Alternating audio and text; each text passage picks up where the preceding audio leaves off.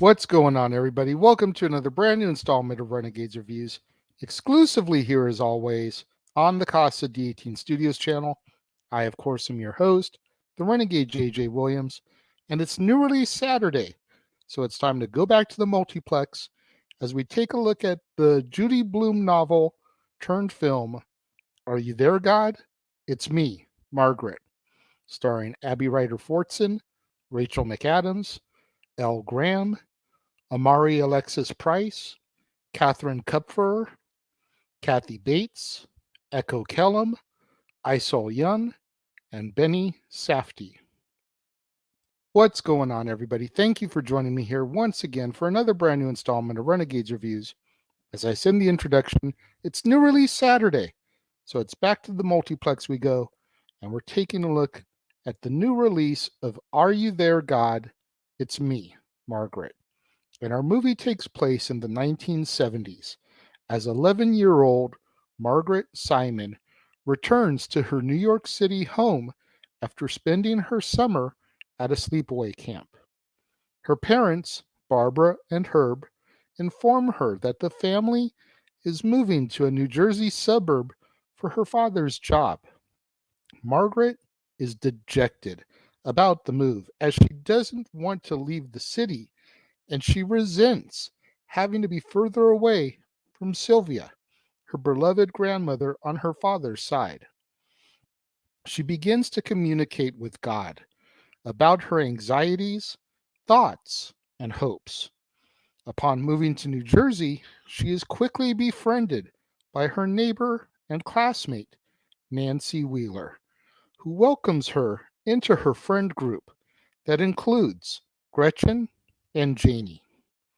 At school, Margaret is given a year-long research assignment by her teacher, Mr. Benedict, when he learns that she dislikes religious holidays.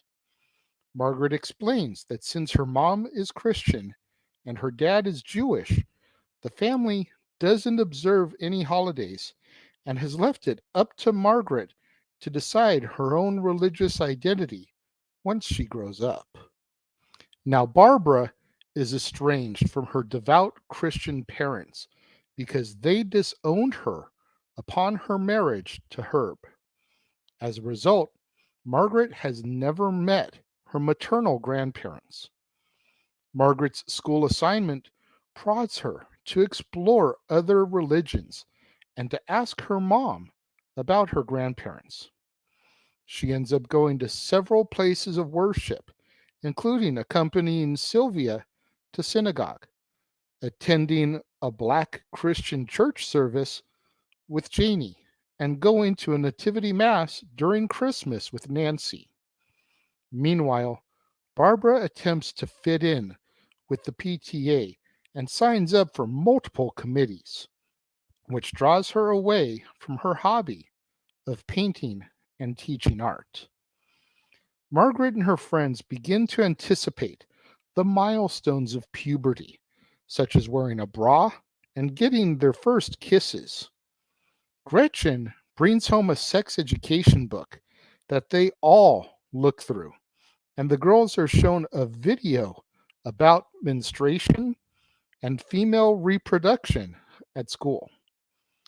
The girls are most excited about starting their periods, but Margaret becomes impatient when Gretchen and Nancy get their periods before her, so she asks God to make her normal like everyone else. She and Janie then go to a drugstore in order to buy sanitary pads so they can be prepared. At a classmate's party, Margaret enjoys her first kiss with Philip Leroy, a popular boy in her class. One night, while out with Nancy and her family in New York City, Margaret discovers that Nancy had lied about getting her period earlier. For a school project, Margaret is paired up with Laura Danker, a girl who her class gossips about because she's more developed than her peers. While studying with Laura at the library, Margaret brings up the rumors about Laura allowing the boys to feel her up, which causes Laura to become upset and storm out. Margaret then feels guilty for shaming Laura because of the rumors. Now, for spring break, Margaret wants to visit Sylvia while she is vacationing in Florida. But these plans are interrupted when Barbara's parents reach out to their daughter and say that they would like to visit and meet Margaret. When Sylvia discovers why Margaret's Florida trip was canceled, she shows up at the Simon house on the same day of Barbara's parents' arrival. The dinner then becomes awkward when Barbara's parents prod Margaret about attending Sunday school. However, Sylvia retorts that Margaret has already attended temple with her and has already made up her mind about what faith she wants to practice. This sparks an argument between both parents and grandparents that ends with Margaret screaming that she doesn't care about religion and she doesn't believe in God, going as far as to stop her practice of speaking to God. When Margaret hands in her completed school assignment to Mr. Benedict, it is revealed that she has not resolved the issue of her religious identity. Although upset at first, Margaret learns to be comfortable about her lack of religious affiliation. Barbara returns to teaching painting, and she runs into PTA president Jan Wheeler, who prods her about upcoming PTA events. Barbara politely declines and feels a sense of relief for being honest about her true passions. At the end of the school year, Margaret thanks Mr. Benedict and reassures him that he is a good teacher, as this was his first year of actual teaching. She also reconciles with Laura and welcomes her into her friend group. Just before she leaves for summer camp, she talks to Moose, a neighborhood boy who mows her family's lawn and whom she kind of has a crush on, and the two agree to hang out when she comes back.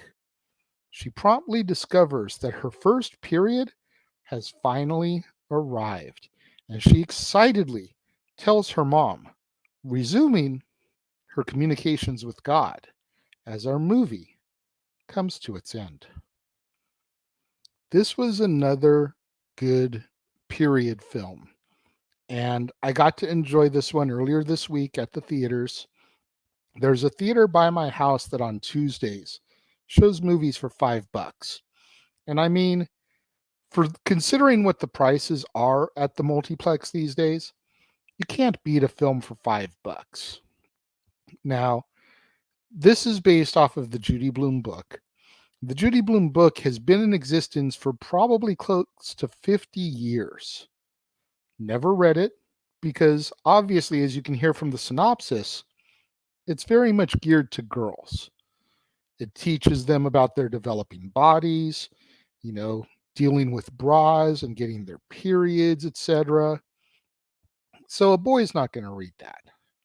Judy Blume did have a couple other books that were a little bit more boy-friendly, primarily Tales of a Fourth Grade Nothing and the Fudge series, Super Fudge. I think there was like a Double Fudge that came afterwards. But I remember reading Tales of a Fourth Grade Nothing and Super Fudge. And so when I saw that this was being made into a movie, I was like, okay, whatever. And then I saw that Abby Ryder Fortson was going to be Margaret, and I was automatically intrigued because I really enjoyed her in Ant-Man and Ant-Man the Wasp as Cassie Lang, Scott's young daughter. I thought she was just so full of energy in those movies and such a great young talent that here she was in a starring role. I was like, okay, curious about this. I'll go show her some support. Then I saw that the rest of the cast, Rachel McAdams, who I, of course, know best as Regina George from Mean Girls, and then Kathy Bates, iconic. And this is three generations of women because Abby Ryder Fortson is Margaret, Rachel McAdams is Barbara, Margaret's mom, and Kathy Bates is Sylvia, Herb's mom, Barbara's mother-in-law. So you got these three generations of women there, and I'm like, I'm Fry from Futurama at this point. I'm shut up and take my money. And this movie was so good. All three women did an amazing job. Kathy Bates as the Jewish grandmother very much reminded me of my daughter's grandmother because my daughter is in a similar situation as Margaret is in this movie. I am raised Christian. Her mother is Jewish. Now, when the mother is Jewish, according to the Jewish faith, the daughter automatically becomes Jewish. Thankfully, my daughter's mom, my ex, and I have a mutual respect for each other's religions, and my daughter kind of dabbles in both. She hasn't been given the choice of what she wants to practice because she's always kind of known both. She does Easter and Passover. She does Christmas and Hanukkah, or as we like to call it around the casa, Christmaka.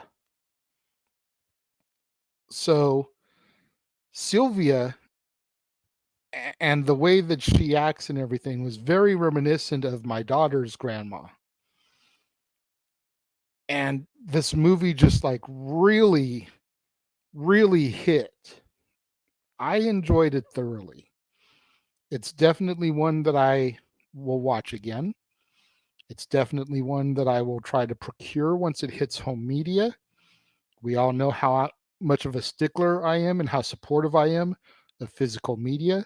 Y'all see the War Zone every week. And you see all the stuff that I buy to add to my libraries. Because as much as I also support streaming, we have HBO Max, we have Paramount Plus, we have Disney Plus, we've got Amazon Prime TV, we have Vudu. All of us have YouTube accounts, and you can find some movies on YouTube even.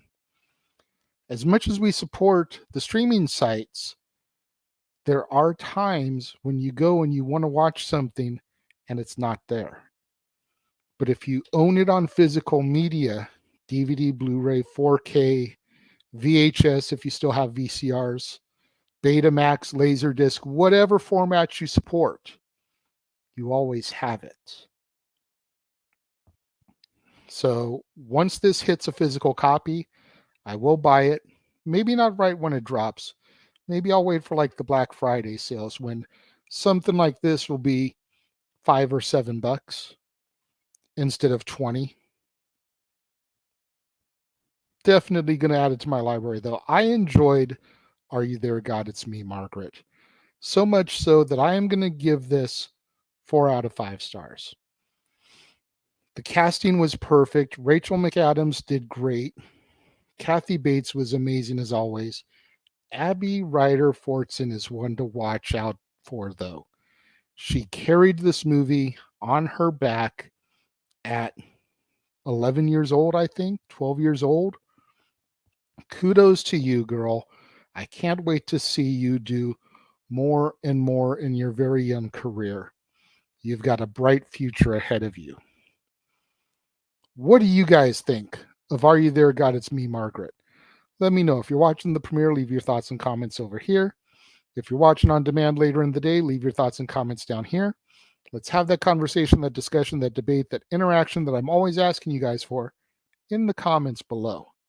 And make sure you guys tune in later on tonight, right here to the Casa D18 Studios channel, the Jeff Meacham Network, and across the Jeff Meacham Network multiverse of media as we engage once again in the Saturday night shenanigans that are open mic night. Myself, the Simple Man Noah Foster, the Heeb Man James Hebert will all be in attendance. The West Coast Professor Jeff Meacham should be in attendance, but I'm not 100% positive. And then whoever else from the gang decides to step through the doors and up to the microphone will be able to engage you, the viewers, along with us as we discuss the week in professional wrestling. And then tomorrow, right back here on the Casa D18 Studios channel, it will be time once again to step into the war zone. That's right, it'll be time for another edition of the Weekly Acquisition Report, the show where I, the Renegade, show you, the viewers, the latest additions to my ever-growing movie library. You don't want to miss out on any of that content right here on the Casa D18 Studios channel. So, smash that like button, make sure you're subscribed, make sure that notification bell is turned on so you don't miss out anytime a video drops right here on the Casa D18 Studios channel or anytime we go live, as is the case with Statboy Sports Bar, Open Mic Night, Pay-Per-View PLE watch-along coverage, and so much more. Share these videos with your family, friends, loved ones, coworkers, movie fanatics, cinephiles in your life, fans of Abby Ryder Fortson, fans of Rachel McAdams, fans of Kathy Bates, fans of Judy Blume, or the book Are You There, God? It's Me, Margaret. Anybody you can think of that would enjoy this content in this video, share it with them. It's the only way we're going to keep my visibility up in YouTube's algorithms now that we are, in fact, a monetized channel here on the platform. Thank you once again to everybody who joined me and tuned in today. It means so much more to me than you guys will ever know. And I will see you guys next time.